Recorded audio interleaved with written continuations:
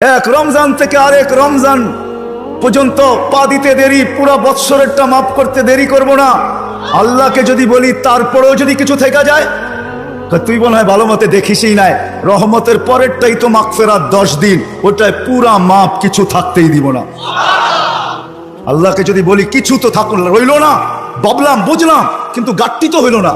গাট্টি বুঝেন? মনে হয় বুঝেন নাই। কি বুঝছেন? যা কামাইছেন তা খাইছেন, খরচ হয়ে গেছে, কিছু গাট্টি আছে নাকি? হ্যাঁ, কি গাট্টি আছে? মাফ হয়ে গেছে, ঠিক না?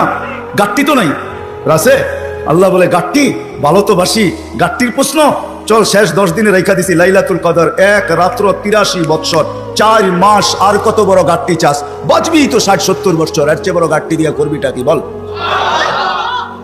এই জন্যই তো আমি বলি, এই উম্মত যদি কিছুই না করতো, আজান হওয়ার সাথে সাথে যদি শ্যামবাজারের রোডে চাটাই বিছানো হয়ে যেত, যে চটপট নামাজ তারপরে ব্যবসা, প্রত্যেকটা মার্কেটে যদি এরকম হইতো।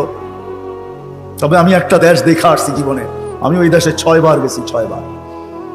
আমি চিনি ওই দেশ, আমি দেখা আসছি, দেখা কথা বলতেছি, শোনা কথা না।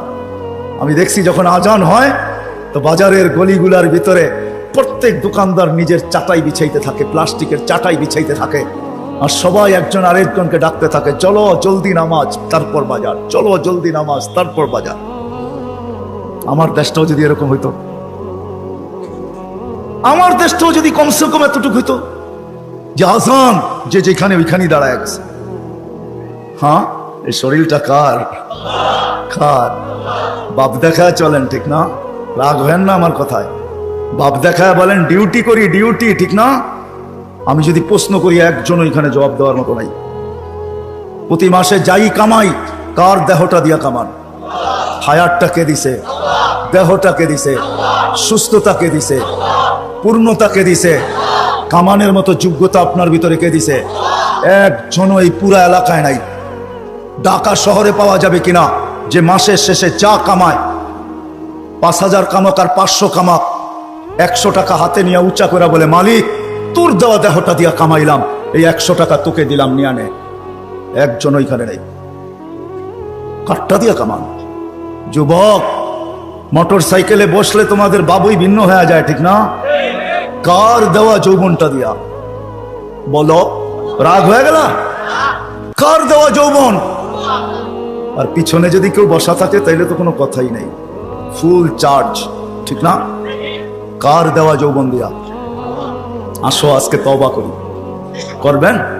হ্যাঁ, চলেন দেখি তওবা করি। আল্লাহ কিন্তু তওবাকারীকে তওবা করতে দেরি, মাফ করতে দেরি করে না। এখন আল্লাহ প্রথম আকাশে 100% আর ডাক দিতেছেন, কে মাপ চাস? আমি মাফ করবো। চলেন হাত উঠায় পিছনের জন্য তওবা করি। আল্লাহ আমি তওবা করলাম। দিলের থেকে বলেন আল্লাহ তওবা। আল্লাহ কবুল করেন। যদি দিলের থেকে করে থাকতে পারেন, রব্বে কাবার কসম, গুনাহ পিছনেরটা মাফ। আজকের থেকে ওয়াদা করেন, একটাই যথেষ্ট। তাইলেই মনে করবো এই মাহফিল সার্থক। একটা যে আজকের থেকে কোনো অবস্থায় নামাজ ছাড়বো না, না, না, না, না। ওয়াদা? আল্লাহ কবুল করুন।